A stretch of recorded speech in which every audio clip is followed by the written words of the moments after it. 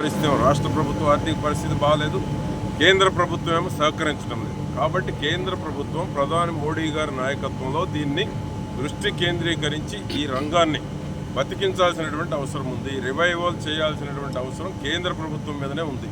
ఎందుకంటే రాష్ట్ర ప్రభుత్వాలు సంక్షేమ పథకాలతోటి ఇండస్ట్రీని ప్రోత్సహించి ఇన్సెంటివ్స్ ఇచ్చేటువంటి పరిస్థితి కొంతమేరకు తగ్గింది. కాబట్టి కేంద్ర ప్రభుత్వమే దీనికి స్పెషల్ ఇన్సెంటివ్స్ ఇచ్చి ప్రోత్సహించకపోతే మిగిలిపోయిన 50% ఇండస్ట్రీ కూడా ఏ రోజుకు ఆ రోజు మూసివేసేటువంటి ధోరణిలో యాజమాన్యాలు ఉన్నాయి.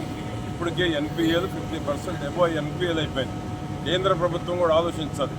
ఆదుకోకపోతే ఎన్పిఏలు పెరుగుతాయి. ఎన్పిఏలు పెరిగితే ఎవరికి నష్టం? కేంద్ర ప్రభుత్వ రంగ సంస్థలు అయినటువంటి బ్యాంకులు నష్టపోయేటువంటి ప్రమాదం ఉంది. కాబట్టి ఆ పరిస్థితి రాకుండా దీని మీద లక్షలాది మంది బతుకుతున్నారు. లక్షలాది మంది ఏదైతే ఆంధ్రప్రదేశ్ ఉందో 2 లక్షలకు పైబడి ఉన్నారు. దీని మీద ఆధారపడి డైరెక్ట్ ఇండైరెక్ట్ ఉపాధి కోల్పోయేటువంటి ప్రమాదం ఉంది.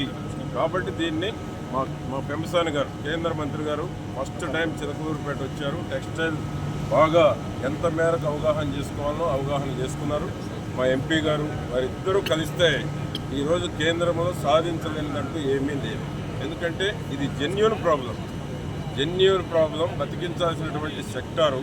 కాబట్టి దీని మీద వారిద్దరు రావడం ఈరోజు చాలా సంతోషం. దీని మీద దృష్టి కేంద్రీకరించి టెక్స్టైల్ కానీ పత్తి రైతుల మీద కానీ వారు కనుక చర్యలు తీసుకుంటే తప్పకుండా ఈ రంగానికి న్యాయం జరిగేటువంటి అవకాశం ఉంది.